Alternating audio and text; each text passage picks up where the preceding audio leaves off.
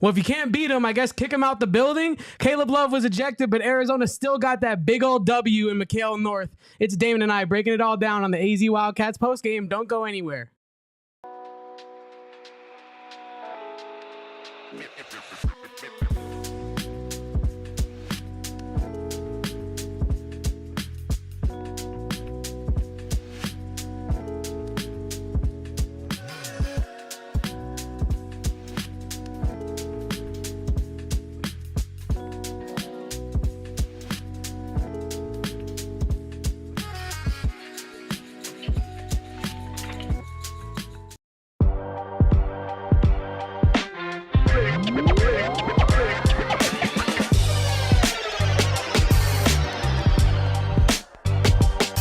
Welcome into the AZ Wildcats postgame show, brought to you by our friends at Winning Basketball Games. Yeah, brought to you by our friends at McKale North. Yeah, no, definitely.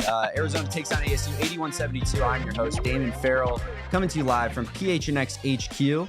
And I got Kevin next to me in a seat. What up, my boy? In a nice, comfy chair. How we feeling? I feel good. I feel comfy. Yeah. I mean, this is how you're living. I don't gotta. This is how I'm do living. My little swerve that I do in the moving chair. I can just stay stagnant. You know, this is awesome. I love this chair right here. This is exactly how I'm living, Kevin. It is feels good to be on the throne here. Yes. But good to have you next to me, my guy. Yeah, I appreciate that, Damon. It's good to be in front of the camera, in front of all your faces in the chat as well. Shout out to everybody here who's celebrating and bathing in this early Saturday brunch victory, y'all. And I'm with you, Joseph. ASU did lose a lot of my respect at the end of that game. I was being real respectful. Damon knows it. Shane knows it. I wasn't really acting too crazy during this game. But at the end, it did get quite contentious, and we'll get into that. But overall, just a game that you had to win, and they did win it. And Damon, what was your instant takeaway in this one? Yeah, coming away, I thought it was a really good basketball game. Really, Kevin, we were watching it with our ASU crew for most of the game, and there's a little bit of heated back and forth going on there, which is exactly what we want, I think. But it was a really good basketball game through and through. I thought that there was a lot of back and forth between the two teams, and I wasn't comfortable, to be quite honest with you. I really wasn't comfortable for. In fact, majority we were of that uncomfortable. game. We were uncomfortable. Yeah, no, totally. And yeah, it all culminated at the end of the game where Henri Veesaar just kind of took over. Kevin. Oh my goodness, yes he did. I'm kind of going back and forth with Shane, who's producing our show today. To be honest, shout out Shane. If U of A fans want to thank anybody, it should be me. I activated Henri Veesaar. You did activate Henri Veesaar. Shane, not the biggest Henri Veesaar fan, never has been. No, even when he was bad, just didn't even know his name. Just knew his face and didn't like him. And today Acquaintance dunks on him and then just kind of unleashes the beast that is Henri Veesaar. The snowman, the abominable snowman. Takes over in that game. Arizona goes on a run, and then it ends in a very heated display at the end there, Kevin. BJ Freeman gets ejected for assaulting an Arizona player on the basketball court. This is true. Bobby Hurley then cries and acts like a little baby man and gets his team away. No, Bobby doesn't shake hands with Tommy Lloyd, which is kind of weird. I mean, I think we could talk about that. Yeah, I was going to say, I had it in my show tweet, Damon, but like, why are all our rivals so immature? Like, Mick Cronin can't keep control of his emotions. Yeah. He's almost, how old is Mick Cronin? 50? Yeah. Like, grown man. Bobby Hurley can't keep control of his emotions. It's the first half, and he's taking his tie off and throwing it on the bench like he's some WWE wrestler coming down the ring, throwing all his clothes off. It was weird. It's weirdo behavior. I don't get it. You lost. You shake hands like a man, and that's what you do. You competed out there for 40 minutes, a good game, hard fought game, contentious game against your rival. You still got to shake hands at the end. And I said it. That was my first thing I said. I was disappointed. Like, I wasn't even like, hey, I know that sounds like some fatherly, some BS, but like I really was, because like you have all this friendly sports hate for your rival, and then at the end of the game, your opponent's not even cool enough or mature enough to shake hands with you. Even though they were, seemingly the initiator of the agitation. I lost a lot of respect for ASU basketball today. That's unfortunate, but it's true. It's true. I'll tell you where I'm at with it. Like, you bring up Mick Cronin. I think Mick Cronin to me is a lot more unlikable than Bobby Hurley. I like Mick Cronin to me is like genuinely like one of the most hateable people in all of sports that I've come across as a fan. Bobby is like somewhat charming in like a weird kind of out of control way, a goofy way. Yeah, like I like laughing at Bobby Hurley when he gets his annual tea versus Arizona, and like I think that's fun. and he's good for college basketball. But that was pretty weird today. Like, Bobby Hurley's been around a lot of basketball games. A lot of these games specifically. A lot of Arizona ASU games. A lot of games where Arizona's beaten ASU. And, Tommy Lloyd is, like, I could even maybe wrap my head around a Sean Miller beef. Where he's like, where Bobby Hurley's like, I'm not going to go shake Sean Miller's hand because he was jawing at the refs. And, I didn't like what he was saying. I thought it impacted the game. We know Tommy's not that guy. And I think that's just what makes it really all the much weirder to us, where it's like, you're not gonna, make your team kind of show that respect, go over and shake hands, and you're gonna kind of disrespect Tommy Lloyd in that way, when it's like Tommy Lloyd is one of the nicest, most agreeable people in all of college basketball. I didn't really understand that, Kevin. That was kind of what bothered me the most, to be honest with you. And I think you nailed it on the head when you said, like, why are you disrespecting Tommy Lloyd in this moment, right? Yeah. You're disrespecting the integrity of the rivalry, right? And I know some fans might see that and be like, no, F them, they're the rivals, you don't shake their hand. Like, I mean, I'm not going to out anyone, but Totri was kind of on that vibe of like, nah, forget it, they're the rivals. Totri, who's been anti-Bobby all season, and then Bobby doesn't want to shake hands with Arizona, and all of a sudden you've never seen a guy more back in on Bobby Hurley. Guy's painting his body maroon and gold after that. I love a rivalry. Like, don't get me wrong. I love a rivalry. This was a fun game. I'm just confused. I want to know what prompted him to do that. Agree. Because Bobby's emotional. He does things like he's very, he does things by his emotions. Something had to have triggered that, you have to think. And I'm not excusing it when I'm saying that, but I just want to know what it is. You want the context. I think regardless of what it was, unless somebody said something personal about his family or something like crazy, there's no reason to ever do that. Yeah. Like, there's just no reason. I'm with you. Especially when the game itself wasn't really overtly nasty, right? It was just kind of, it got really chippy at the end with Caleb Love and BJ Freeman, right? We don't know what was said.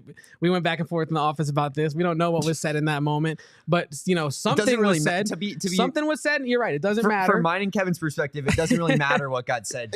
Unless it was something insane. One guy got it physical. Doesn't matter at all. Yeah. You don't do that. You don't go up and headbutt somebody. Again, that was never my argument. Yeah, no, I'm with you. Yeah, Shane was not defending it at all. That's more Anthony Totri ball. But yeah, no, I just think with the with the ending the way it was, I think it was unfortunate and disappointing because you played a great game, and as fans, we watched a great game. And to see it end that way and just that be the aftertaste, right? Not to quote ASU, but for that to be the taste that's left in your mouth after this game is not great. Because we wanted to come on here and talk about Henri Veesaar ball, KJ Lewis ball, Caleb Love, and we're talking about Bobby Hurley being a baby, and so that's not really what I want to be talking about, Damon. So let's move on. We're done talking about children. Let's talk about the men that were playing this game today.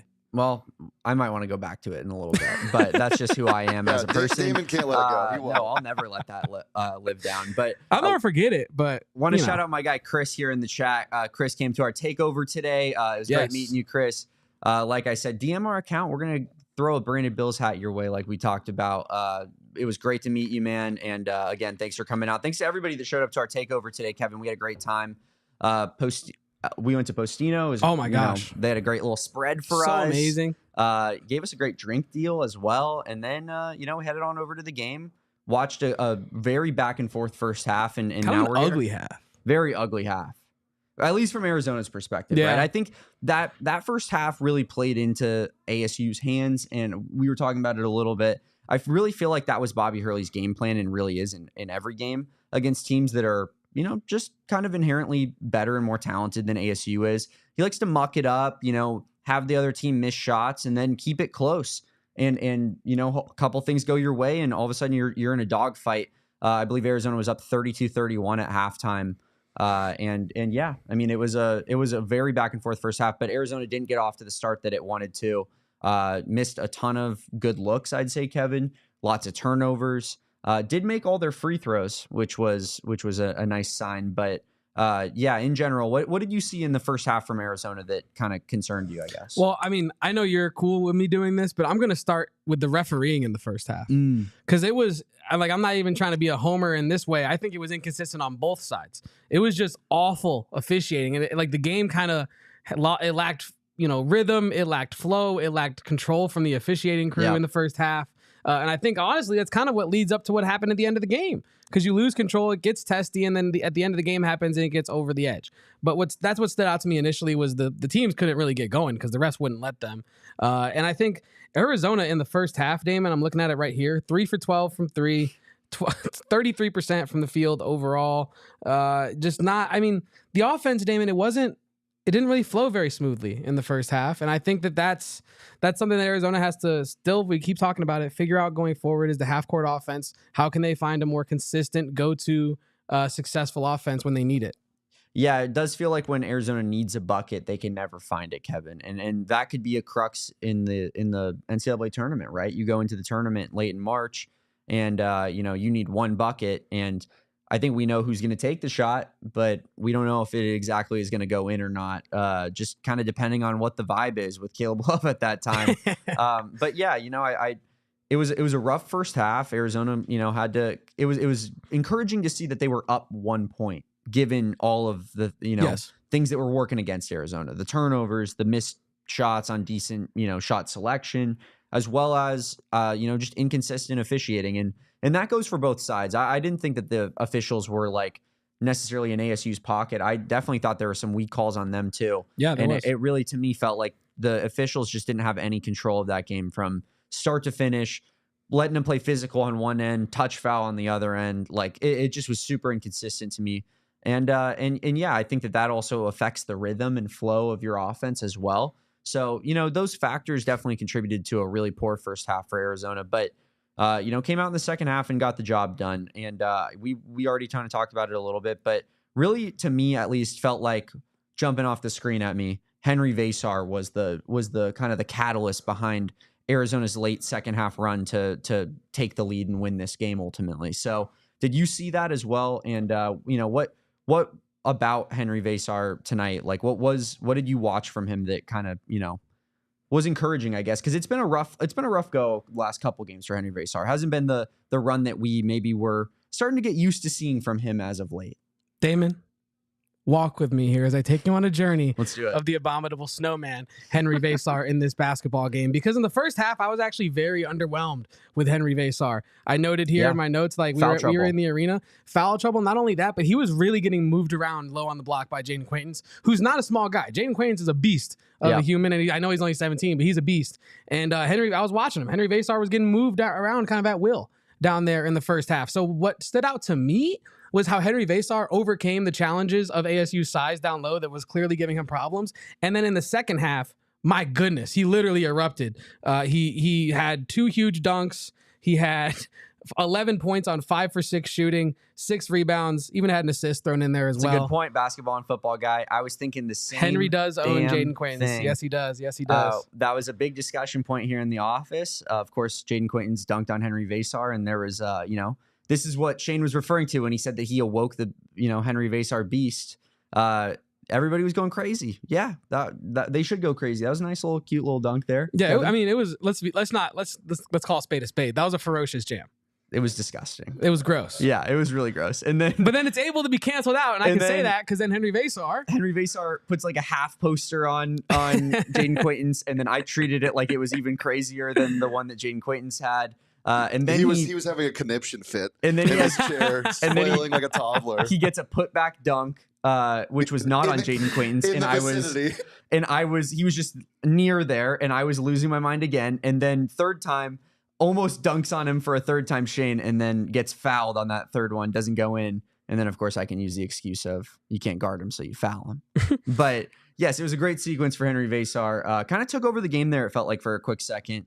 Ended the game with 11 points, 6 rebounds, 2 blocks. He did get those blocks, I believe, in the first half. Arizona was blocking a lot of shots in that first half. So yeah, just overall, love to see it. Wasn't really a Toby Awaka game today. No. I don't remember really. Well, sorry to cut you off. No, before we get off the Veesaar topic, I did want to point out he had 6 rebounds in this game, Damon. 5 offensive rebounds. Like I think that the way Veesaar was able to affect the game in the second half wasn't just the basic, he got a big dunk and maybe he had a block. And no, like he was coming up with some clutch rebounds, some clutch tip outs. I don't know if he got credit for the rebound there at the end of the game, but before they dribbled out the clock, there was a missed shot, offensive tip out to Caleb Love. And that kind of, I think it was kind of a dagger of an offensive rebound in that sense. The Caleb Love one? Yes. Yeah. I don't know if he got credit for that or whatnot, but yeah, Henri Veesaar was huge on the boards in the second half, offensively especially. And I think his energy was huge for keeping Arizona in this game. on the road. Yeah, I believe it was his one lone assist of the night. But as you noted, a massive assist. Like probably his biggest play of the game. You know, the dunks were cool, but Henri Veesaar getting that board kind of, you know, not really in position for it, but, you know, just timed it well, read it well, grabbed the rebound. Board and assist. Yeah, and then threw it out to Caleb Love for the open three-pointer. And just knows how to. Honestly, that's one thing with Henri Veesaar and his passing ability is he knows when to make the right play. He's a high IQ player. He's not exactly like Nikola Jokic, you know, with the ball in his hands, but he makes like when he's got an open man, he's not just tunnel vision. The shot's going up, and that leads me into another guy that we're going to talk about here, Kevin. Trey Townsend. You want to talk about tunnel vision? Yeah, I'll let you go because I'll give him some silver linings and some flowers because I know you're about to, you know. Yeah, you're about to do your thing. So silver linings. That's okay. All right. Well, you go ahead and do that. I'm going to talk about his game today. He had 4 points, was 2 for 8 from the field, 6 rebounds, which is pretty darn good for Trey Townsend actually. But I'm getting back to that 2 of 8 number. Just the guy's a front court player. He plays the power forward position, Kevin, and he shoots sub 50% on a regular basis versus quality opponents. ASU, not a top 50 KenPom team, but just on the outside of that.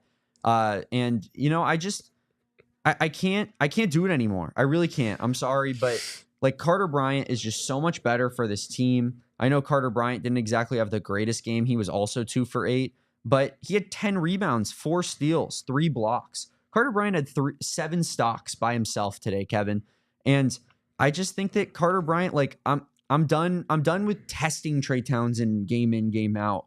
Oh, does he have it today? Okay, well, let's play him less minutes. I just want to see Carter Bryant play 30 minutes of basketball game. And, you know, Trey Townsend, like, it's time to be a role player. It's time to be supplementary on this team because it's just not working out with you in the starting lineup right now.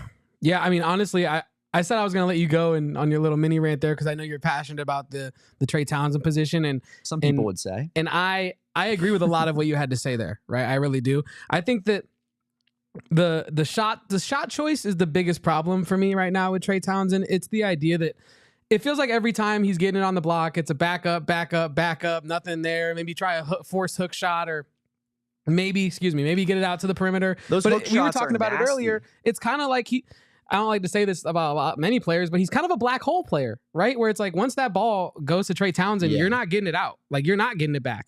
And if you do, it's probably 8 seconds left on the shot clock. He does love to dribble with his head down. He does. And it goes back to what I was saying at the beginning of the year about, you know, I'm not talking about his intelligence. I'm talking about his basketball processing speed. I feel like he's playing at a slower speed than the rest of his teammates. And I don't think that it's selfishness. I don't think that he wants to be ball hogging or anything like that. But I think by time he's made his decision to do what he's going to do, it's too late.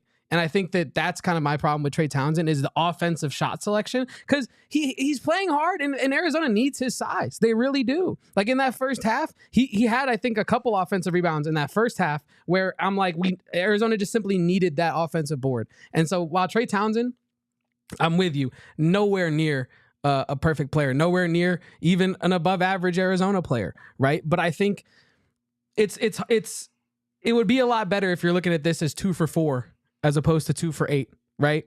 And I'm with you, starter Bryant. Let's fire up the band one more time. The starter Bryant movement, bum, bum, bum, bum, bum, bum. It's doing its thing right now because the 10 rebounds, Damon. Are you serious? That's pretty crazy. 10 boards for Carter Bryant. 7 he only stocks played 3 more minutes than Trey Townsend. I know we have a large contingency of people in the chat that when Damon and I bring up the starter Bryant movement, they say, well, minutes matter, not who starts the game. And we agree. By the way, we agree with that. We agree. But when Trey Townsend's playing 20 and he's starting and Carter Bryant's playing 23 off the bench, what are we even talking about? Like the 3 minutes is not swaying me one way or the other. Yeah. I need 25 plus of Carter Bryant every night at this point. Because I took it. This is my last thing I'll say on Carter Bryant. He's going to be too good. Like I was watching him in that first half, and this is my first time seeing him in person this year. He is, I hate to say it, but like he's going to be too good to come back. He just is. He can do too many things. I'm with you there, man. Shane loves Carter Bryant. He's been texting me about Carter Bryant for a while, and he literally told me like last week, was it Shane, that you were like he's not coming back? And I think that's after that game. Well, what game was that where he hit the 3 threes in the first half? Or, He's had a couple pretty good. He was 3 for 3 games from 3. recently. I think it was the Iowa State game. Yeah. That he's just when he's hitting that shot. I mean, what is he shooting from 3 this year? Like way too high for what Damon, he should be. Damon will get that. I mean, 38.8%. Yeah, and it's pretty good. The thing about him is it's not just one end of the floor like a lot of young kids are good at. He's literally good at everything. I mean, there's a reason why he was a 5-star. Yeah. He's lengthy, he's tall, he has a handle. But the biggest thing to me is his court vision. Like he sees everything defensively and offensively. I don't know where you were at, Shane, because Shane was doing his laps around McKale North today instead of sitting with the good people over at PHNX. I don't know what that was all about. But me and Damon, I don't know if you saw this pass that I'm talking about, but the way we were sitting, Carter Bryant was looking in our direction as he made this pass, right? And so I'm seeing his vision, right? He made this pass from about 3/4 quarter court, right as to a cutting. It was either KJ Lewis or JB. It was actually JB. It was a layup for JB. And the vision was crazy. I think I said out loud, "Oh my gosh," because that pass, like the to make that pass as a freshman is insane, right? And he's not even a point guard. Like that's not even his bag. Like the transition passes is not his bag. And now I know that he has his flaws on defense, right? I think a lot of the times we see highlights on him, it's making up for his flaws with his athleticism on the defensive end, which a lot of freshmen are able to do. Yeah. But I think that he's just getting better and better every game. And it's awesome. I said it earlier in the year. It's like you find your new favorite TV show and season, 1, episode 1, you're like, oh, this is cool. I like some of these characters. And then by the end of the year, you're just like, oh my gosh, this is cinema. Can we get 10 more seasons of this? I need 5 more seasons of Carter But that's Bryant. why college basketball is the best. Yes. Is because the moments are so fleeting. Des Cambridge, one of my favorite ASU players ever. Just the most Hurley player, just shoots the crap out of the ball and shoots the ball a lot. But you only get 1 year of him. And that was so fun. Like, because you enjoy it so much more. Yeah. It's exactly like you're saying. It's an amazing TV show, and then they kill everybody. It's a limited series. Yeah, or a limited series. That's a better there's way an to end say date. They aren't dead. Yeah. They announced the final season. They're like, hey guys, this is the final season. Yeah. And we might be amidst the final season of Carter Bryant. Yeah, but sometimes they're bringing it back. Yeah. Yeah. The revival of the show. Yeah. The reunion tour. I love it. But it is like a 3-season TV show that you wish could be 5. But if they probably did 5, it'd be too drawn out, and you wouldn't like it. It wouldn't be potent enough. Mm-hmm. But I love this Carter Bryant year. It's been awesome. It's been really fun to watch. He is just like a really fun basketball player. Like you said, he's incredibly toolsy. He does everything. Like he does everything at an above average at minimum level. I will say regarding his minutes played versus Trey Townsend tonight, I do think that has a lot to do with just the foul trouble he was in. He had 4 fouls. So that's a good point. I think that he was sitting at a lot of opportunities where maybe Tommy ideally wouldn't have sat him. But the entire Arizona front court was in foul trouble tonight. Yeah, for the most part. And it got to the point where Conrad Martinez came in the game and then cashed all Arizona first half money line bettors. And Conrad Martinez comes into the game chat, and I lean over because we're 2 seats away, and I lean over to Damon and I go, is Conrad Martinez in this basketball game the first half now? Yeah. Oh my goodness. I couldn't believe my eyes. I'm sticking by it. He hit the biggest shot of the game. He did. ASU, you said it was the biggest shot of his career. Yeah, and you're right. You're right. ASU had all the momentum. They were down. They were up 5. The place was rocking as much as it can rock. And if he doesn't hit that shot, ASU gets the ball up 5 with 2 minutes to go. I'm not saying ASU wins the game. That's not what I'm saying at all. ASU definitely wins the first half money line. They do. Then Damon loses his bet at that point. You never know, Shane. You never know. I mean, that was actually a massive shot from Conrad Martinez. That was definitely the biggest shot of his career. And, he's been getting I think he has 5 DMPs in a row before this game. The more we talk about it, the more I want to big up Conrad for that shot. That's a really hard shot to hit on the road in a rivalry game after you've gotten multiple DMPs. And fans like me, when you get checked in, are looking at their friends going, what? He's in the game? It's Magic Johnson gif with when Conrad Martinez comes in the game. But no, dude, I think what Tommy said in that moment was this offense is putrid. Conrad Martinez is if one thing he's going to bring, it's offense, because he can hit his shots. He's going to run an offense. He's going to pass, run the pick and roll. He can't defend anybody. That's a fact, because he can assist too. He's about 5'9", and he that's not exactly what you'd call athletic. But all right, I don't know if Conrad's better than ADO. Yeah, he might be shooting a higher percentage now. I mean, he listen, Conrad, I think if he played at a smaller program, I think he could be a useful player. I totally agree with that. I just think that the nature of being in the Big 12, it's not a good fit for him and just the way that he's going to play basketball. Get Conrad Martinez in like a St. Mary's uniform. Ooh, brother. They're winning the conference. They're taking home the West Coast. They should have just traded him for Del Orso. He's a camel. Yeah, dude, he'd be a great camel. He'd be a great camel. There's a great contribution from you, Shane. But yeah, also ADO, not a great game tonight. No, yeah, it was not an ADO game. But 2 ADO games in a row where he hasn't been good. And you tweeted earlier that plus minus was nasty. Oh, there was like a portion of the game. Or as he would say, narsty. Yeah, there was a portion of the game earlier. It was a good Australian impression, by the way. Yeah, that's really good.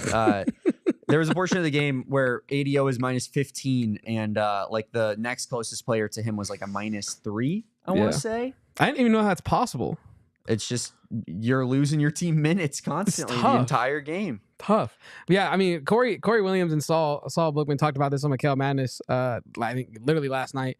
And they were saying, like, when ADO comes into the basketball game, it becomes a cheeky little chess match between Tommy Lloyd and, in this case, Bobby Hurley, of how fast are you going to attack ADO and how many offensive possessions can I get out of him to try to get a 3-point bucket, right? Yeah. Because if you have your shooter out there, he's out there literally just to shoot, right? ADO is out there to hit open threes, sometimes contested threes, and not get violated on the defensive end, right? And that's the chess match. That's the balance that Tommy Lloyd was trying to play, and it did not go his way today. Well, instead, ADO misses threes and gets offensive rebounds. 2 for 7 and minus 15. He got an offensive rebound for a putback at one point in the game. That was awesome. But that was so cool. If you want to just know how backwards his game was today, just totally not what you'd expect from Anthony Del Orso. Let's go ahead and look at these stats here, Shane, presented by our friends over at Desert Financial Credit Union. Arizona's #1 credit union, according to Forbes. Arizona wins the game 81-72, a 9-point margin of victory there. Just a nasty field goal percentage game overall, 38-37 in favor of Arizona. 35-35 both from the 3-point line. ASU with more assists than U of A tonight.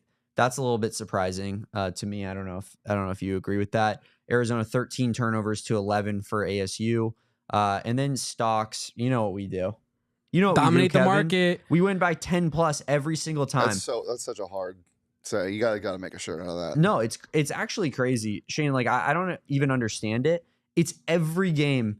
They lead in steals plus blocks by 10 plus. I totally understand it. Look who against Iowa State? No, okay, but I'm just saying, like, I get it. It's because think about who is on the floor at this time. Like Caleb Love, I know the narrative is that Caleb Love isn't a great defender. He's one of the top in the Big 12 in steals this year, y'all. I don't know if y'all know. He's been a good defender. He's having one of his best years also, defensively right now. Not just defense, but specifically steals and blocks. What is that? It's effort. Yeah, and that's what I was going to get to. KJ Lewis out there flying around every screen, interrupting every pass possible. Jaden Bradley's the same exact way. Henri Veesaar with his tenacious length down low as well, doing what he does with the blocks. I mean, like it's a team effort in that way. Arizona's a hard team to go up against offensively. They are. Veesaar gets dunked on. Yeah. What did he try to do? Block. Why did he get dunked on? Because he's trying to contest the shot. Yeah. He doesn't care if he's going to get yammed on, which he absolutely did, and he got it a little bit, of his manhood taken away there. He did. But he came right back. And that's what you love about Henri Veesaar too. Like he's not shying down from that type of pressure. I love that.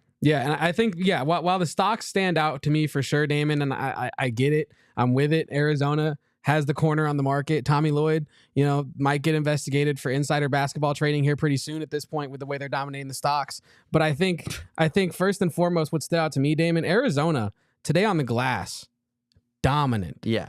Out-rebounded them offensively, 18-11 offensive rebounds, almost doubled them up in second chance points, 14-8. Total boards 52-38. The rebounding battle has been something that we've talked about on this show a lot this year as a weakness for Arizona. Often they're losing these games where, admittedly, ASU's bigs aren't really the best. I know Quaintance is awesome, but there's not a lot supplanting him from a rebounding perspective, I feel like, out there, at least from what I was seeing today. Maybe Shane feels differently. It's actually nice having Shane here for this specific game to check us on our takes. But it seems like ASU doesn't really have a lot of rebounding down there, so Arizona was able to. Rebounding's a huge problem with Hurley teams in general. Yeah, it always has been, and this team is no different. And a lot of it is, it's you want to run the court, you want to move, but It's been bad. And the bigs thing. It doesn't really matter who's down there. This team has never had a dominant big like Jaden Quayton. So it's been nice when he takes over games, but he can't do everything. It's the team rebounding is what really. Yeah. I mean, ADO got to put back. That's what he was saying. That was crazy. That tells you everything. Shouldn't happen. Yeah, that should never happen in any game ever. If you're trying to game plan, just that should never happen ever. I was gonna say regarding Hurley teams, like it is interesting that the rebounding problems are continuing to persist because I really do feel like ASU and Bobby Hurley have never had a big man like Jaden Quayton's, on a Bobby Hurley roster. The rebounding has been a lot better than years past, but. You guys typically have pretty good guards and wings, I feel like. Well, but no. The front court is not exactly anything to write home about. Like team rebounding in general is always a problem. This year it's been better, but it's still not good. It's going from bad to not awful. Yeah, those rebounding numbers definitely stark, and I think that the catalyst for Arizona tonight, like I think Arizona doesn't win this game unless they get those offensive rebounds, especially in that first half when the offense wasn't working at all. You weren't making any shots. Gotta go ahead and get those offensive boards to put up second chance points, because otherwise I think Arizona would have had like 20 points at halftime in this game. But we're gonna talk about who our player of the game was, including I have a quote for you today. From our good friend Bobby Hurley after this break. And we're going to talk about some fine sponsors on the AZ Wildcats postgame show. I love it. All right, Damon. Well, one thing about me is I live in a home. I don't own my home, but one day I'm looking to buy a home. And when I do buy a home, I'm going to hit up our friends over at Carroll Royce. The Carroll Royce real estate team is family owned and locally operated right here in the Valley of the Sun, Damon. They've sold over 12,000 homes. It's a lot of lumber. It is. A lot of lumber. But choosing the right agent, Damon, is hard, and it's a huge decision. And too often you're left with doubts of whether you made the right choice. And many agents just kind of pressure you into these decisions. But with Carroll Royce, you can feel comfortable that you're making not only a good choice, but a guaranteed one. Carroll Royce makes sure that they're not just making promises, they give you written guarantees. And you can rest easy knowing you're not just making the right choice, you're making a guaranteed one. Love your home or they'll buy it back, Damon. So if you're considering buying a home in 2025, the name to trust is Carroll Royce, your home sold guaranteed realty. Move up to one of our listings and we'll buy your home for cash. Have questions, call today or visit Carroll online at carrollroyceteam.com. That's carrollroyceteam.com, and that phone number is 480-776-5231. One Valley staple to another. We're talking about Gila River Resorts and Casinos, my favorite place to go gamble in the Valley. I know Shane's over there as well. And of course, Gila River Resorts and Casinos is giving away $5.9 million in cash coming up here pretty soon, Kevin. That is going to be, if you answer all 26 questions correctly, from January 27th to February 8th at GilaPropPlay.com. You can win $5.9 million of the jackpot prize. It's free to play. You can enter for free. There's instant W's, scoring instant prizes from $5 to $100 in free bonus play.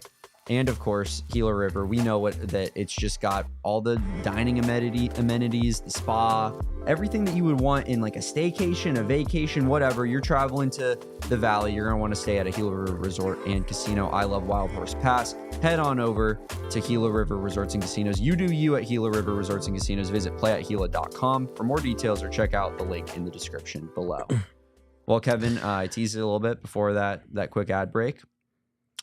Bobby Hurley postgame says that Arizona's players were classless in their chatter before Freeman's headbutt of love, leading to his decision to not shake hands to avoid an escalation. So I know before you go, my favorite part is at the end. He's like, "We just didn't want to avoid an escalation because if we got over there, best believe we can't control our emotions, so we're gonna freak the hell out." Well, we know that. That's what I just love that he is self-aware enough to understand that no matter what, that was going to be taken to a different level. Even they can't even shake hands respectfully. Yeah, I mean, I think it's kind of crazy, and like I preface this by saying I do kind of like Bobby Hurley more than I think the average Arizona fan. Like I do find his shtick. I know it's like kind of, annoying to some people. I do find it kind of charming. I think it's funny. But in this circumstance, like I kind of thought that, like I said early in the show, like he's been around enough basketball and he's the adult in the room where I just feel like he needs to be like saying that Arizona players were classless in their smack talk. they won the basketball game. This is basketball. Have you never played against players before that have talked a little bit of trash? Like, I don't understand the thought process that that's like something that our players can't mentally work around. It doesn't lead to, it should not lead to, I should say, like a physical altercation of sorts. Caleb Love was, it did not look like in the replays he was ever going to get physical about it. It looked like he was jawing a lot. But I will say one quick thing about the headbutt. Well, after watching it back a couple times, it was so far from a headbutt. It was soft. Like, it wasn't, it wasn't a UFC headbutt. He didn't assault him. He was, yes.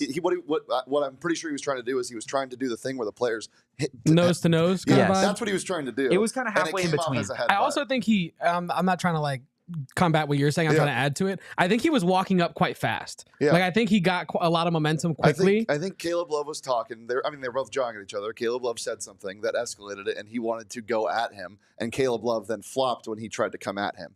Which again, BJ Freeman should not be doing that. It's so stupid.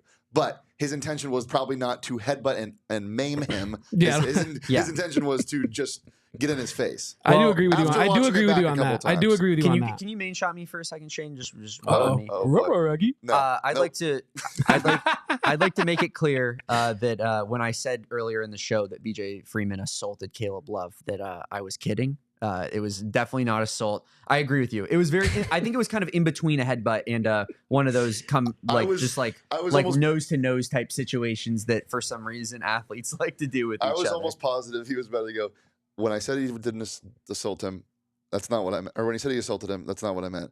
What I meant was he was trying to really hurt him and harm him. I think it was attempted murder. And I was afraid for Caleb Love's well-being. Yeah, it was attempted murder. I was terrified. There's no place for that in this game. Everyone knows that. No, but I think that what this leads to, Kevin, and I want to take this, I know you said we were done talking about it, but I want to take it into how we can, how it plays into the future for Arizona. It seems like it's kind of up in the air right now. Jason Shear saying Caleb Love not suspended. Brian Jeffries saying he is. It's possible Arizona's without Caleb Love due to an egregious for the BYU game. Ejection at the end of that game. Like, totally unearned in my opinion. But what say you on that? I think the double technicals would have been valid. I don't think that an ejection for Caleb Love is valid in that situation. What I think happened is there was a double technical, and then Caleb Love got in a ref's face about it, and then got ejected. That's what I've seen on Twitter. Okay. I haven't seen the actual clip, so I can't verify that. But I'm pretty sure he got a technical and then another one after that. Okay. I still think that unless he said something insane to the referee, I still think it was a bit egregious to double tech him and eject him, especially because in that moment you've just been, what you think, I'm assuming, is you've been headbutted. Right. And no ref you don't think is doing anything about it. So you want something done about it in that moment. So unless he said something crazy, I do think it's egregious to eject someone who's just been headbutted simply for saying, hey, are you going to do anything about this guy that just headbutted me? I think that's a bit egregious. But you've watched a lot of Caleb Love basketball, Kevin. I have. Does he typically get so hot from a trash talking standpoint that he's like out of control? Caleb Love wears his emotions on his sleeve. We all know that. But I think Caleb Love is not someone who's quick to anger, right? I think Caleb Love might be visibly frustrated. He might be visibly annoyed at someone jawing at him. We've seen earlier this year in the Wisconsin game, I forget his name. I think it was Blackwell. I think that might be his name. Got under Caleb Love's skin to quite an extent in that game as well. Yeah. So it could be done, right? You can get under Caleb Love's skin, but I don't think he's very quick to anger. I think you do have to say something or do something egregious to him to really get him out from under his skin and really get him out from under his game. It's unfortunate that he gets ejected when I think he was just jawing. What's also sucks about situations like this is like all we know is what we could see on TV. And the most relevant parts is none of what we can see for the most part. And what we can see is Caleb Love having a good game, getting a little bit of especially in slow motion where you can't really tell how, the ferocity behind the headbutt, quote unquote. Like, it just looks like one of our guys got, physically attacked to an extent. Yeah. And, I think this is one of those situations where ASU fans are going to say, well, we don't know what got said. Arizona fans are going to be like, it doesn't matter what got said, but we'll never know truly what the answer is behind that. I would love to see, like, I guess going back to this, like, I think Bobby Hurley should just kind of man up and be like, everyone keep their cool. We're going to shake their hand real quick. Because Tommy Lloyd, like it's Arizona, 10 seconds. Arizona was hot too. I don't think there was any risk of Arizona not shaking hands at the end of the game. No, and I think you're right on the money there, right? And I said it in the offices when we were watching the game right after. I said, you're the head of that locker room, right? Like you, as the head coach, the team follows your lead. And if you're emotionally out of control all the time, how are they supposed to act when things get emotional? They're going to act out of control. Yeah. Oh, boys. You guys are going to like this one. What happened? Bobby Hurley post-game comment, quote, I know who's going to get all conference and who isn't. Talking about his vote. I can tell you this. I do get a vote for Big 12 all conference, and I can tell you who's not getting my vote. That's hilarious. Is he for real about that? That's insane. Has he, like, he's never been around a player that's talked trash. No ASU players ever talked trash. That's like this. I'm actually stunned. Yeah, but again, it begs the question: like, what is he hearing? It had to have been something insanely. And this is where I'm at. We're just yapping, but that's it had to be something crazy. I go back to asking Kevin. Kevin's watched Caleb Love in person a million times. When he was in high school, when he was the man on campus, and he could probably get away with whatever he wanted to. He gets yappy, like he'll talk. But was he saying anything that was like, oh my God, like shield the earmuffs on the kids? Yeah, I think, expletives might fly or whatnot, but I think the content of the messages is still pretty normal. Like, you know what I mean? Like, I just, bust your ass. Like, I you know what I mean? Like that kind of trash talk, right? Or where were you on that screen? Like that kind of trash talk. But I don't think it's like, hey, is that your sister in the third row? Like, we'll get her out of here. Like, I don't think it's anything personal, anything insane. So I can't wait for the fallout of this. If we ever find out what was really said, that would be awesome because I would love to know. I'm a nosy guy. I would love to know because that's not the player that Caleb Love is game in, game out, right? It's just not. And for Bobby Hurley to be like, now I know who's not going to make conference. That's so insane. Is wild. That's a wild thing to just say. Like I'm sorry I don't have more to say on that, but he's just an emotional guy, man. That's at the end of the day, that's what we're getting to. Like he's emotional about this. I do think it's probably very frustrating for him, right? To constantly lose to Arizona. He knew what he signed up for though when he took this job.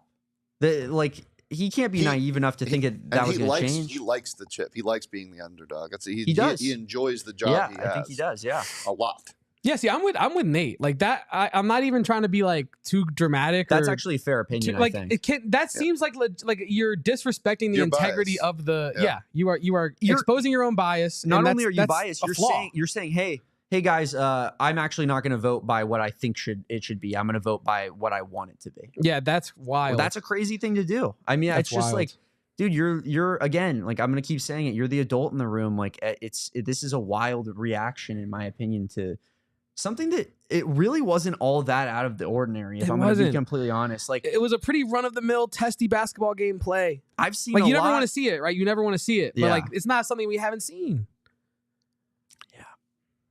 Yeah, no, I'm with you there. That's pretty tough to watch, and just see out of Bobby Hurley there. But it's just another step along the timeline that is the Bobby Hurley Arizona rivalry, and honestly, it keeps things interesting. Like it really does. Yeah, I frankly I love it because, like, I'll tell you what, back in the day, like Herb Sendek there was no juice.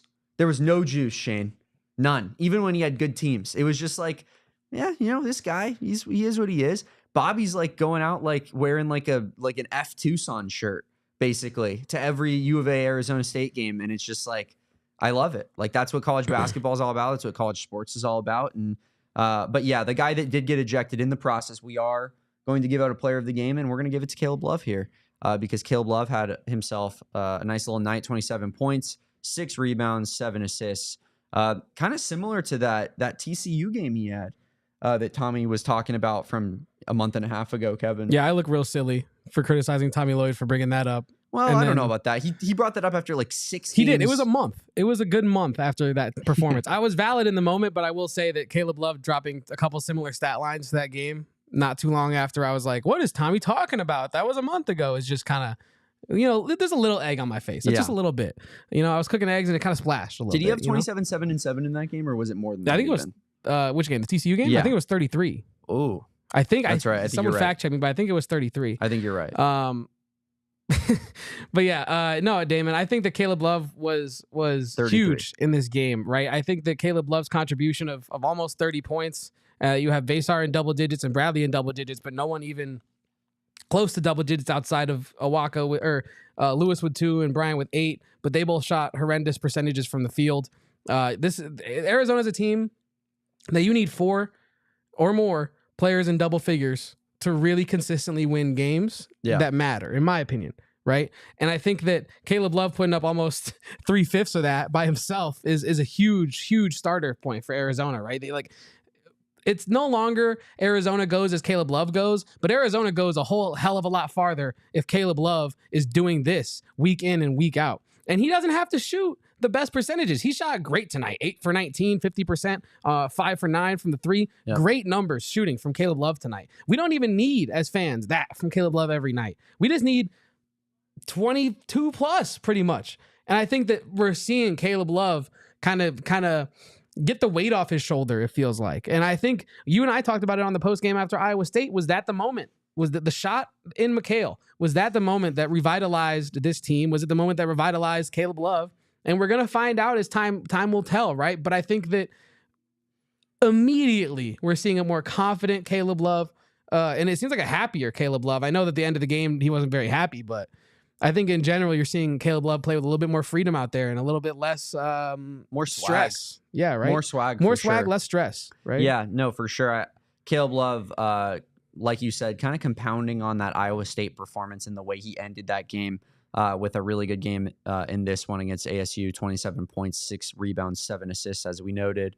But it goes further than that. Like I feel like Caleb Love, he like you said, like he was struggling, I think, with the impact of just like slumping a little bit from the shooting standpoint.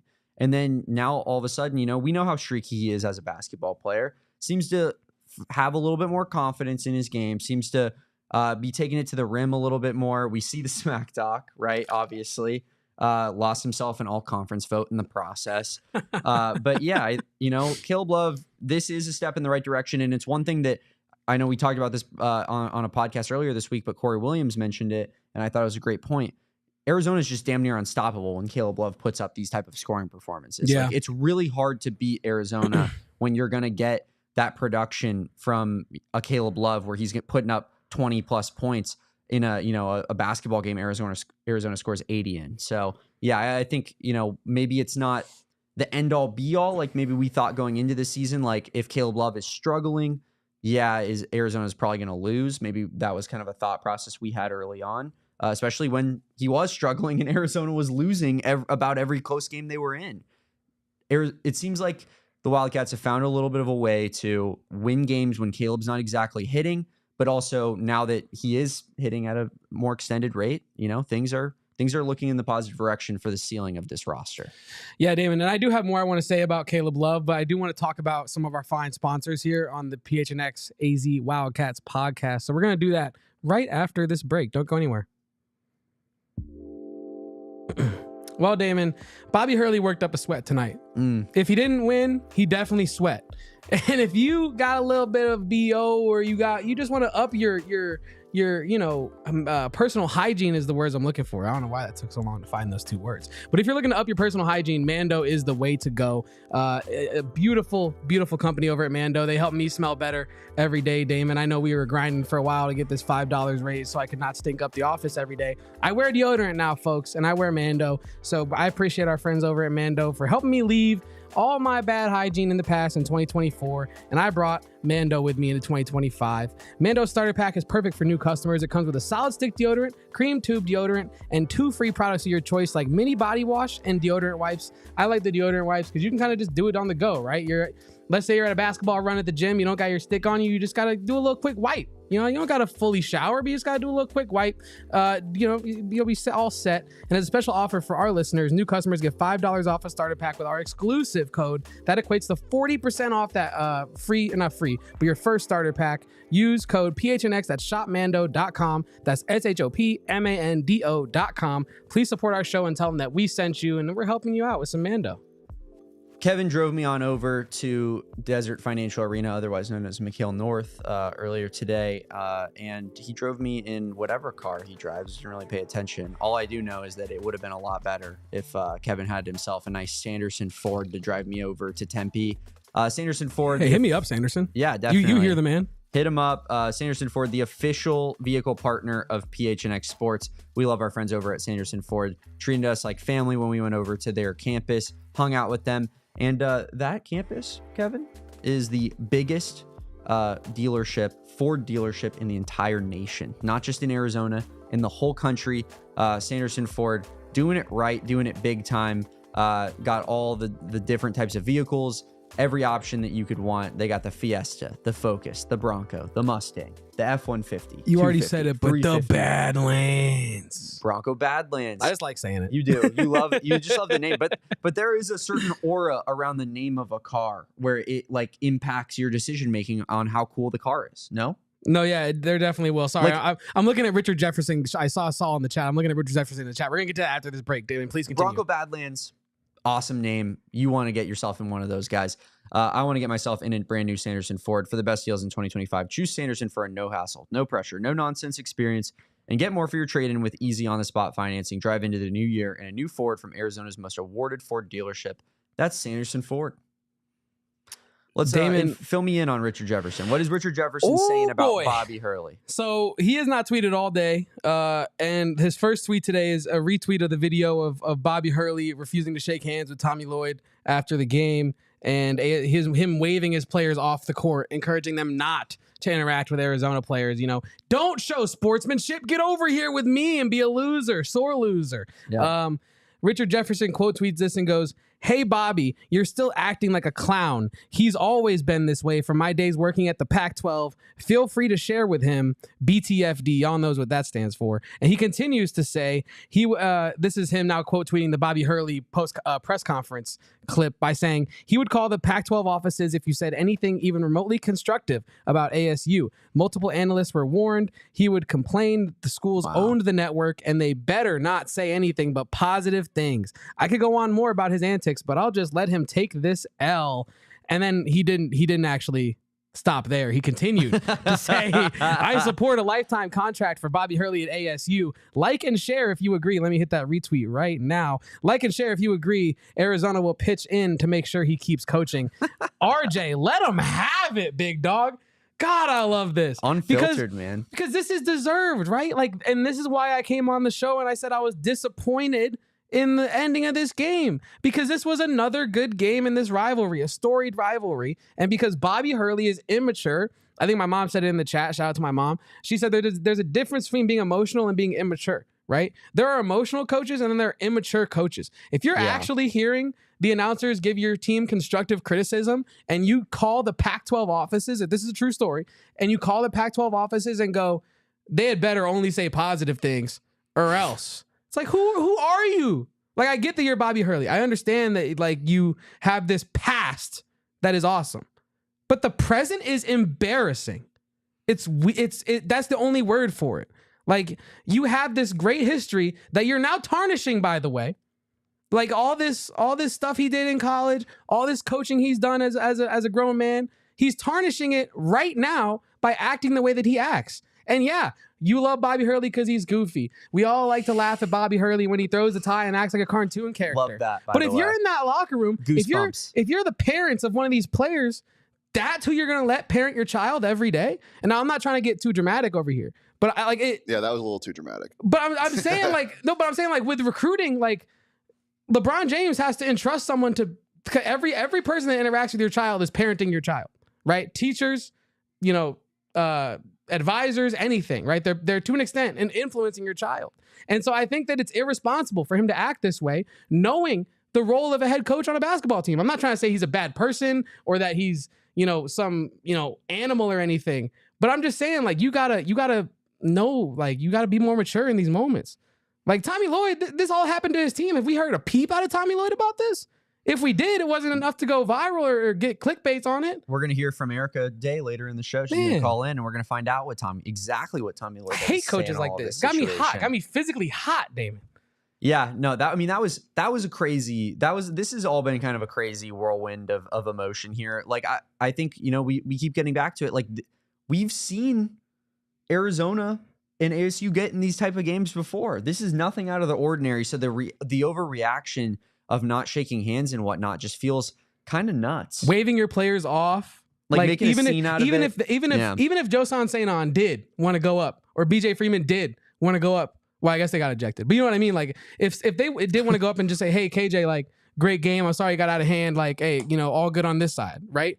Bobby's over here saying, no, don't do that. Don't course correct. Get over here. Make it worse. I just don't get that. I think, like, as the leader of the program, and I'll stop ranting on about this, but as the leader of the program, Bobby Hurley has to do better.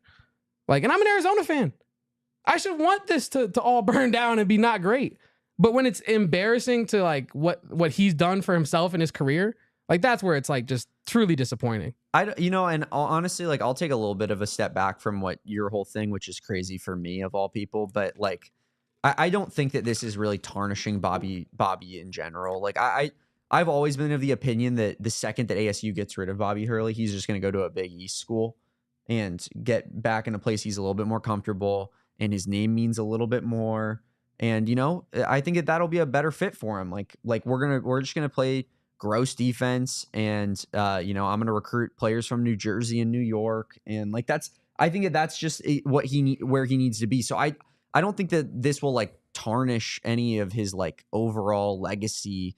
Like, I think he will still be, like, fairly successful when he makes that switch, but you gotta make the switch first. Yeah, I just think that this is just another session in the long line of, like, we could make a whole YouTube video of, like, Bobby Hurley freakouts versus Arizona. But that's my point, though. Be one of my favorite videos. Every day that passes since he stopped playing ball, Damon, it's more that is another day that he's doing more of this than doing that. Yeah. And so, like, think about people younger than us that literally, I never watched Bobby Hurley play ball in college. No. But I understand what he did, right? But people younger than us that don't care about none of that, they just know him as the crazy guy that takes off his tie when he's losing. Which is also kind of cool. It's cool, but, like, it's on the outside looking in. But you'd never want to go play for that guy. Yeah. And that's why I'm like, dude, this, I couldn't, like, if I was a fan of one of these programs, like a UCLA or an ASU, I would be sick to my stomach.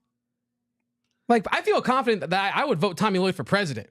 You know what I'm saying? I would too. But, like, I ain't voting Bobby Hurley nowhere. He can't even be mayor.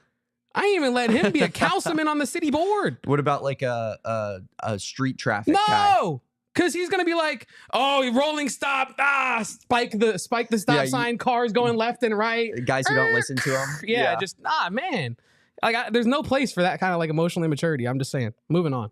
I'm with you there. Of course, this all led, this discussion was brought to you by Caleb Love being player of the game. Caleb Love, 27 points, 6 rebounds, 7 assists tonight. Back the A performance of the game. So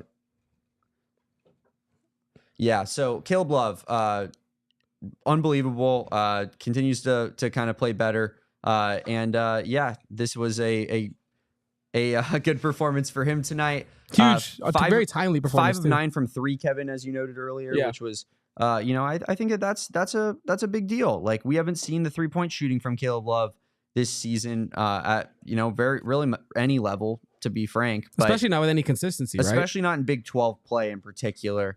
We're looking at Caleb Love for the season, 30.6% from 3 tonight. You noted 5 of 9. And then another thing, 6 of 6 from the free throw line. Arizona continues to hit their free throws at a very efficient clip. They were incredible tonight. They were. Did they miss one by the end of the night? Yeah, they missed one. 21 for 22 on the night free throw shooting. They were perfect for a while. Can we talk about the fact that KJ Lewis, right? And we're going to get to our tip of the hat in a little bit. But KJ Lewis, 1 for 10 tonight, but 6 for 6 from the line. Carter Bryant, 2 for 8 tonight. 2 for 2 from the line. KJ, can I just say it about... Got to make the freebies is my point. I guess if you're not making the rest of them, got to make the freebies. KJ Lewis continues to be a positive for this roster and a positive for this team. I do think that him being on the court helps the Wildcats in general. That being said, I want to just go back to my Iowa State tweet that I had about Caleb Love, or KJ Lewis, I should say, where it's like KJ Lewis on defense is giving you, like, all NBA caliber defense. And then on offense, he's dribbling it off his own foot. It's like he just picked up a basketball, Kevin. It's unbelievable. And I love what KJ Lewis is bringing to this team. I noted it in a tweet I had yesterday about his assist number. Like he's passing the ball almost better than anyone on this roster. Why is no one talking about that? That's crazy. He in today, that I believe that trend. Yeah, he was tied with Jaden Bradley. He is now fully in the lead. Jaden Bradley with 2 assists today. He had 4. So KJ Lewis is the sole team leader in assists in Big 12 play. And that's playmaking. So that's why I don't understand why the dribbling thing continues to happen, because he seemingly just like dribbles it off his foot, loses his own handle, like just simple stuff that can be fixed. 1 for 10 from the field, obviously not good. But KJ Lewis, he's still a beast on defense, and he still provides his team with some positive outlook. So not all bad there, but definitely got to get that offensive game a little bit under wraps for KJ Lewis. Can I make a quick comparison here, Damon, if I may? You and I are known to an extent across this LeBron? West Coast. I'm talking LeBron? I'm actually not, but I'm bringing it closer Don't to my true love of Boston Celtic basketball. He kind of has some Jaylen Brown vibes. Like, and let me explain this. I was watching the first half and it hit me. I wish he was Jaylen Brown. He dribbled it. He dribbled it off his foot out of bounds. Fair. I see what you're saying. And then the next play, not probably not the next play, but one of the next plays he had goes behind the back, gets past the dude, hits the layup. I'm like, oh, what are we talking about here? We got KJ Lewis breaking out the handle that I didn't even think he had. And I like, so to explain myself, KJ Lewis is an elite defender. He has sporadic, inconsistent scoring at times, which until Jaylen Brown got a lot better in the NBA, his scoring was kind of sporadic. Underrated passer as well.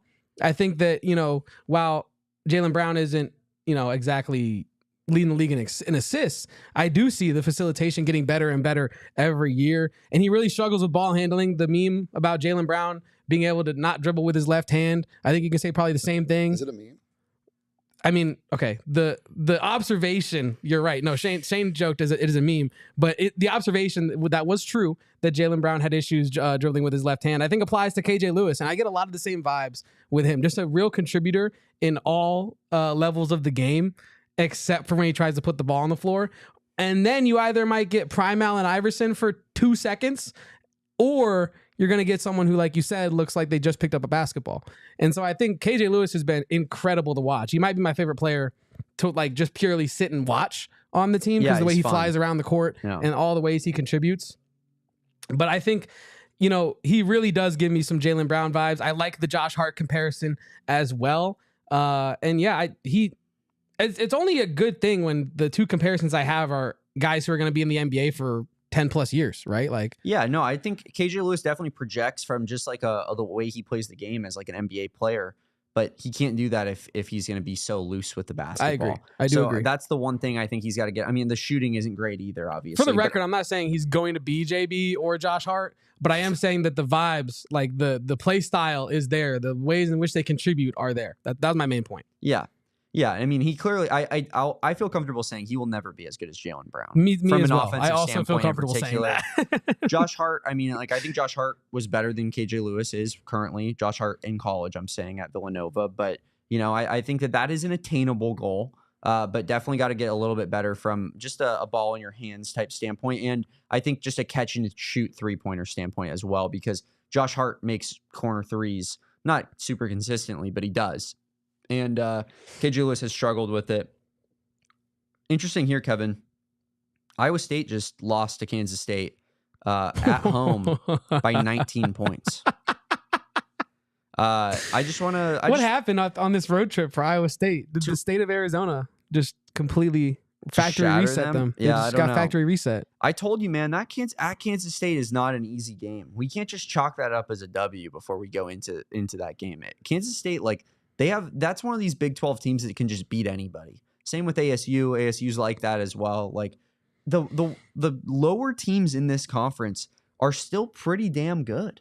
Oklahoma State even. Coleman Hawkins actually did something. Did he? Yeah, he had Coleman Hawkins is not a good basketball player. He had 17. Well, he's not. It's one of those guys that got paid too much money, and then people hate him because he got paid too much money. That's fair. He's a good basketball player. Which is so unfortunate, right? Because he is a good basketball player. I mean, he shoots 40% from the field and he's 6'10". To me, like just off the jump, like that's got to be bad. What were his Illinois? Can you look at what his Illinois numbers? It was similar to okay, that. yeah, okay. He plays like a 3 though. He does, but his career college field goal percentage is 43%. He's 6'10". Like I can't have that. We're not saying he's great though. I can't. But he's a good player.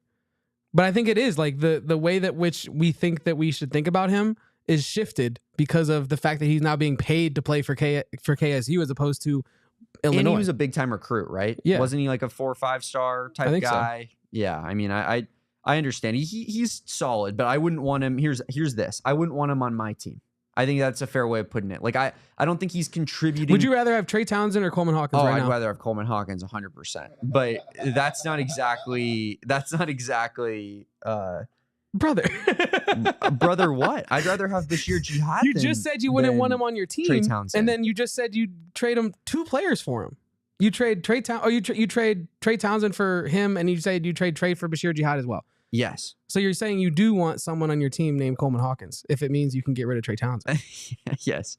If I can get rid of Trey Townsend, I'll take damn near anyone. That's What's up, Shane? I'll take Shane Diefenbach. Notably lost his basketball spot in high school to one Mark Andrews. Ever heard of him? Is that true? Is that why you guys made that comment to him at the Postinos today? Yeah, I was wondering if Shane was just like fist bumping Mark Andrews dropping that 2-point conversion to lose the Ravens their Mark season. Andrews is a very nice guy. I wish no ill will upon him. He was. I root for guys from my high school too. I will say he was supposed to go play spring ball at Oklahoma, and he wanted to hoop instead. And kind of BS. And like 5 games into the season when I was a junior, took my spot on the varsity team. I was the 15th man on the roster. He does seem like a good guy. You want to hear something horrible? First day of JV practice after I got sent down, they practiced in the gym before us in the main gym. We were practicing after them. He broke the rim, and so we had to practice in the auxiliary gym. Shattered it like Shaq? No, he like tilted it. Oh, gotcha. Yeah. I was like, oh, I couldn't do that. It's a little selfish though. There's a reason why I'm not on the team. I was literally staring at the reason I wasn't on the team. It's that's one of those things that like raises your eyebrows a little bit. Like, is he a team guy? That's what I was saying. It's a little selfish. Yeah, it's a little bit selfish. Is that a guy you want to win with? Makes you think. Makes you think. It's someone that no one's really won with. That's ever. Yes, Edgar. I've tweeted this before. Kevin, his response: I'd rather have $1 million, but I would. Yes, if we had Keshad Johnson instead of Trey Townsend, this team would be cutting down nets at the end of this season. Agreed. Actually, yeah, I'm with it. I miss Keshad genuinely so much. The difference. One transfer power forward is just so much better than this other transfer power forward. They were both pretty big time. Yeah. Like gets when they both committed. You know. Yeah. I miss Keshad Johnson a lot. I miss him so much every day. Like he was another player like KJ Lewis and Dalen Terry before him, to where I'm just like, I love watching this player fly around the court and contribute on the basketball court. Like even if they're not making all their threes, even if they're not making all their shots in general, they're still flying around on defense, still, fighting over screens, doing what they got to do on the basketball court to contribute to winning. And then those are the players that you love to watch game in, game out. And so, yeah, I would, first of all, I'd rather have Coleman Hawkins than Trey Townsend. And second of all, I think I would take a wax figure of Keshad Johnson as well over Trey Townsend. Is the wax figure like sentient, or is it just a wax figure? Like, can it move? I was just saying it was just a wax figure. Okay. I think it's going to be distracting. You're going to throw a wax figure out there. You're like, damn, is that Keshad Johnson? Yeah. Am I matched up with an inanimate object? And then by the time you make that thought, the ball's gone. Is that Miami Heat legend, Keshad Johnson? How does it move around? Does it just like, you just move it physically? Oh, yeah. You pick it up after every possession and run it back. Don't you think that the gig would be up? After the first possession, they'd be like, oh, that's a wax figure. It's like 2 kids in a trench coat trying to get into the movies. Like, once you pull that, you can't really pull it out again. The jig is up. Yeah. This is going to be mean, but, like, is that not kind of what Trey Townsend be doing? All right, well, stop. I do got to say, I said it earlier. I do got to say, I said it earlier when you were doing your thing, but I'll say it again. Like, Trey Townsend was big down low in the first half for Arizona, right? Okay. In the first 10 minutes of this game, Trey Townsend was important in the offensive rebounding area of this game. Down low, where Veesaar was getting tossed around. Veesaar was getting tossed around by acquaintance. Townsend was not doing that in the first half, right?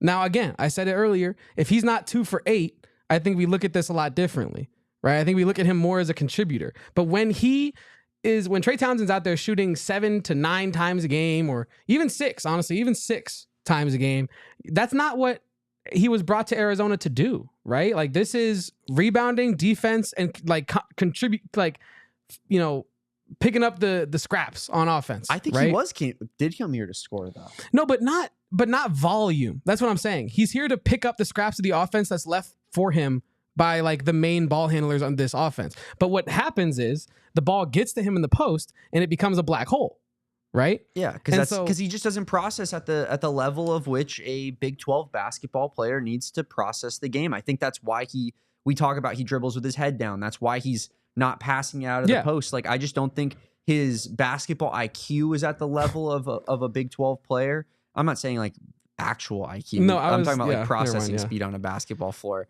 But you mentioned like the effort, but there's that one sequence where Bashir Jihad just outruns him down the floor, gets an and one on him. Like that was in a huge moment of this game as well when it was still up in the air. I just think that Trey Townsend, like I want to say, I do think he brings effort for the most part, but then I feel like he has these mental lapses as well. Is his eligibility exhausted? Yeah.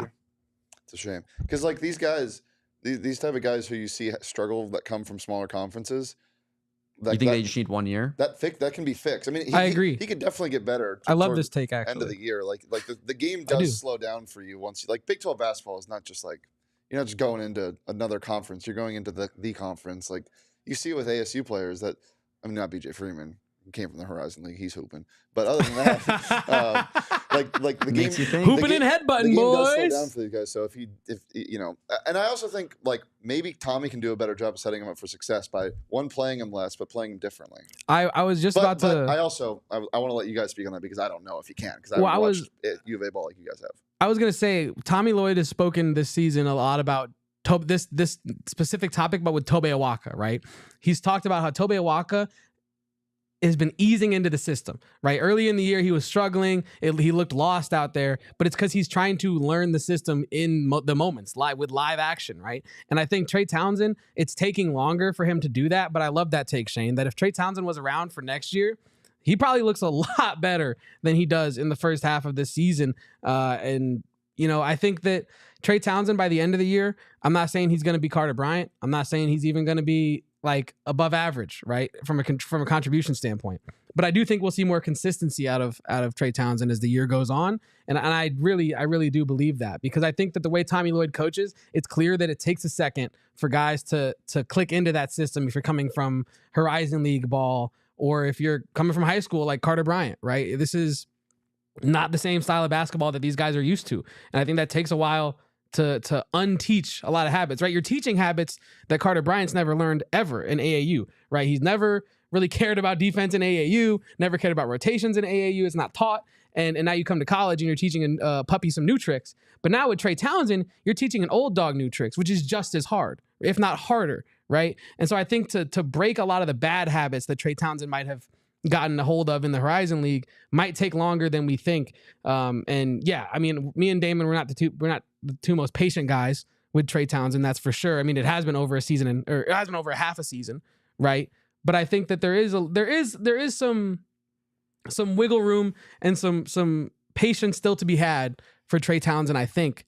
But he has been a disappointment and there's no way around that, right? Like, here's where I'm at with it. And I don't want to get into it just like too much and just make this. Yeah, I was about to say, we're spending way too much time on Trey Townsend. We are the Trey Townsend show. We're spending so much time on Trey Townsend. We are the everyone we are the Trey Townsend, biggest Trey Townsend podcast in America. This was a W, boys. Why are we talking about Trey Townsend? I just, I when I watch him play, he looks like to me an undersized power forward that came from a smaller conference that used to just be able to out physical people.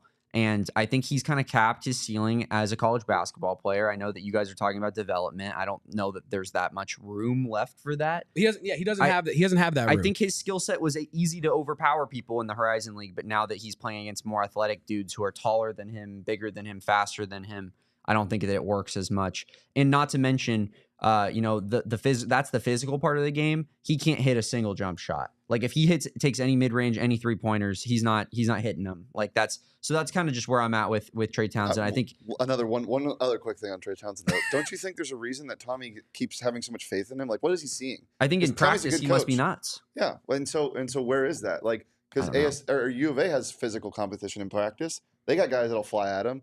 KJ Lewis is going to send his shot to the rafters. Like Tobe Awaka. Yeah. Yeah. No, I'm with you. I think he's. So you got to think that Tommy sees something in him because look, guys, we're in February.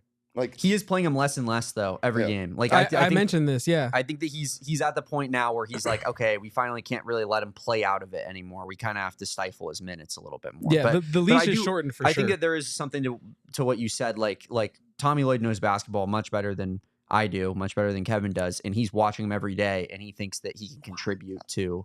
Yeah, Shane, you obviously not Shane. Know, yeah, you know ball better. Shane could coach ASU today, actually. Yeah. Well, we are not going to have Erica today on today's show because she said that it wasn't all that interesting. Very cookie cutter. It's crazy. Sorry to cut you off, but it's actually insane what a sane, mature coach does with a tense post-game press conference. Isn't that crazy that Tommy Lloyd would treat it as business as usual when crazy immature Bobby Hurley... Come on, that's boring. I'm with it. It is boring, but I'm kidding. No, you're right. But no, you're right. It's boring, but it's exactly what I said was going to happen earlier. I bet we're not going to hear anything out of Tommy Lloyd. That's why I like being in his conference. I wouldn't want him coaching my basketball team, but I love him being in my conference. I get to just keep up with what Bobby did today, and it's like my favorite TV show. Like just like Carter Bryant is your favorite TV show. Man, I love Carter Bryant. What's new with Bobby? Love that. Keeping up with the Hurleys. Yeah, turned it on when I popped back to the house. But I do want to say that Erica did provide us the information confirming what I said earlier from Jason Shear that Caleb will be able to play on Tuesday. So we aren't going to be going without our, presumably best player in the next game against BYU. Do you guys play on Valentine's Day? Do we play on Valentine's I sure hope Day? not. I mean, that feels like an opportunity that we should have definitely looked up. This seems like something as a guy with a girlfriend, I should have done the due diligence to look this up way before February 1st, way before I already made Valentine's Day. I should have been on this. Damon, please don't break any bad news to me. Well, it's on a Friday. So I would assume they play on a Saturday. So then we're probably good. We're probably in the clear. We play on Saturday. We play Houston the day after Valentine's Day. Okay, so do you think Caleb Love's going to be fueled in that Houston game? You could say that all the love's gone. All the love is gone after Valentine's Day. Who knows? That could go either way. When did they play before Valentine's Day? How close to Valentine's Day? 2-11, Kansas State. Can't really say that either. Dang. I was really hoping we had a moment of something cool with Caleb Love playing on Valentine's Day. We could make some like fun memes with Valentine's cards. We can bet on him in the NBA when he plays on Valentine's Day.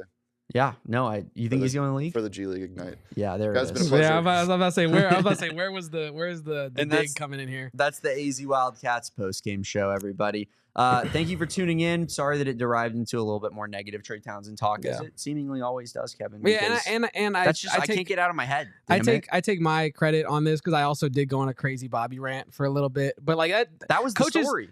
Coaches that just can't control their emotions really grind my gears. Like it gets me really fired up. I think that was the story of this game, though, is what went on with Bobby Hurley and the ending with that ejection and whatnot. So I mean, I think that we talked about the game, and I know you wanted to move on from it, but I do think that is what Arizona fans are most interested in. No, you're right. And you are right. I do want to, before we get out of here, though, I do want to bring up one more thing. Can we talk? We need to talk about this. Oh, I was going to say, can we talk about Arizona's defense? Oh, yeah. No, yeah. Like, I was going to talk about how, because I was going to talk about a guy I know and his haircut that he might be getting in the future. Oh, yeah. We do got to address that at the end of this. All right. Yeah.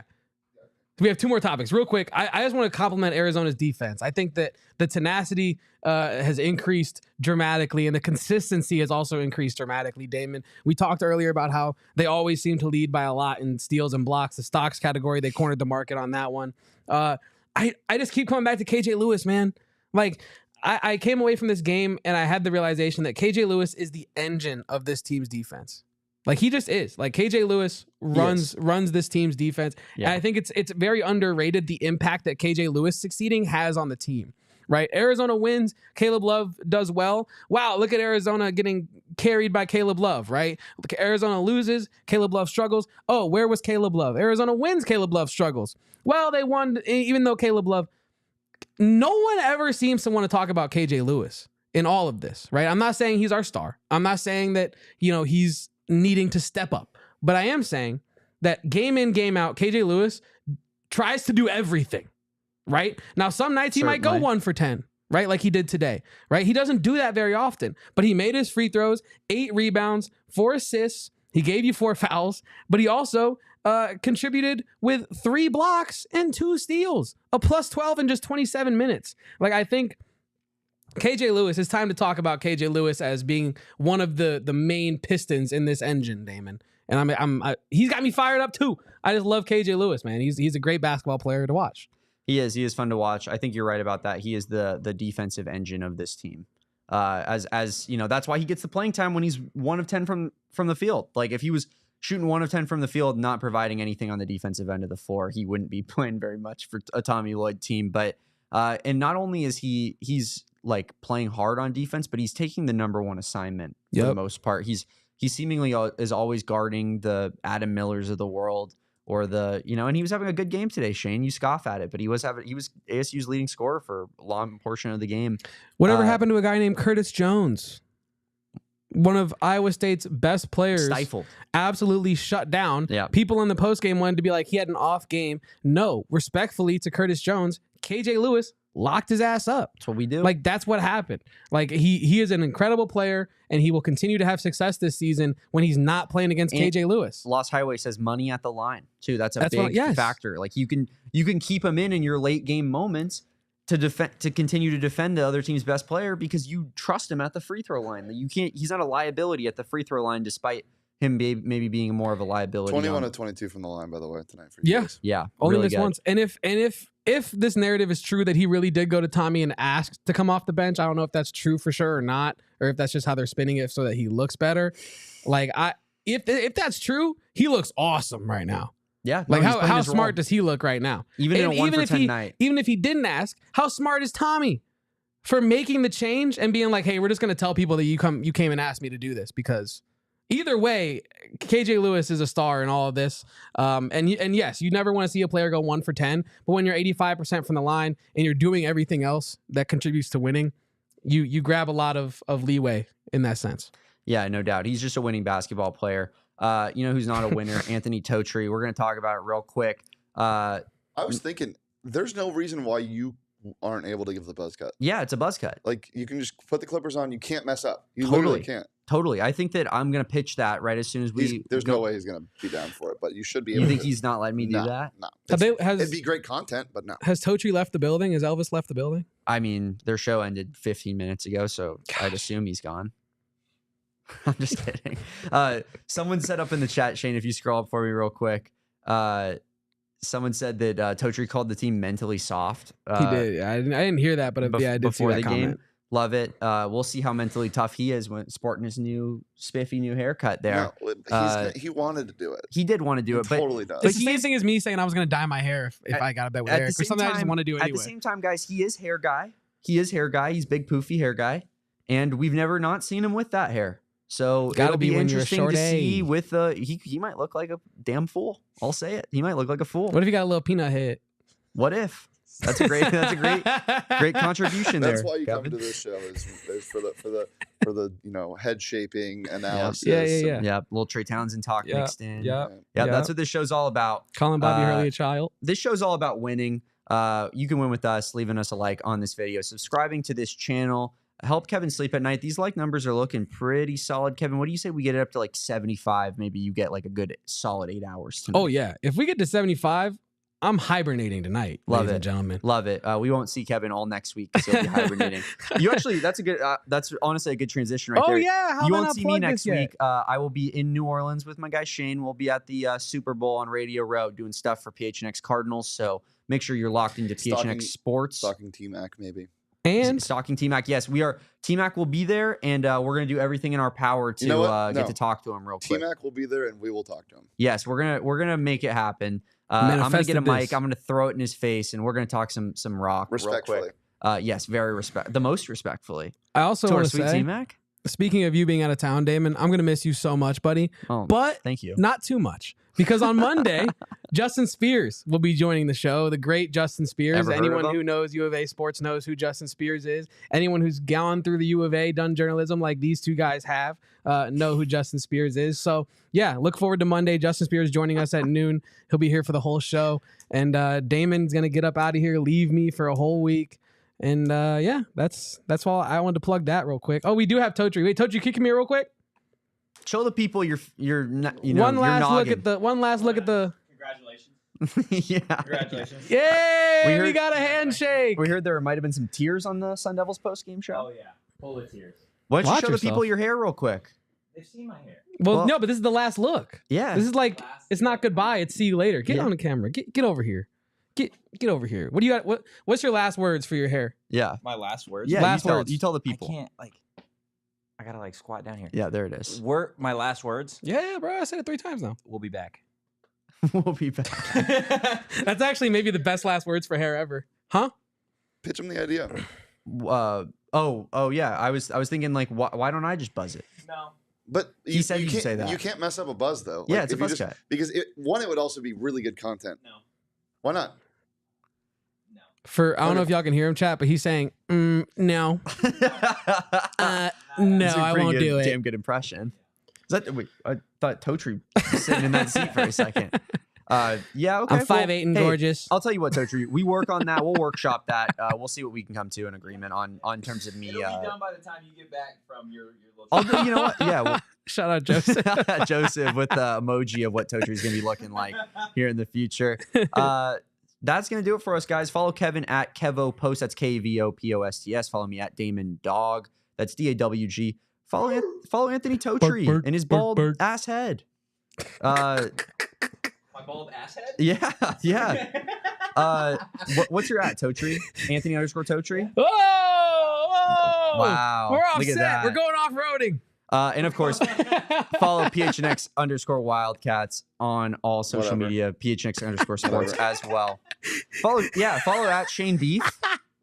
Sorry, I don't know why I wasn't. Shane's actually an underrated Twitter follow. He is. Shane has only Shane's good not tweets. really a person who like I feel like screams like takes on Twitter. No. But every once in a while he'll like throw an opinion in there and I'm like, it gives me a good laugh. You know what I mean? No, Shane's a No, funny like in guy. a good way. Like he'll throw out like an opinion that sometimes is meant to be like, funny, or he'll throw out a All little right, guys, factoid. it's been a pleasure.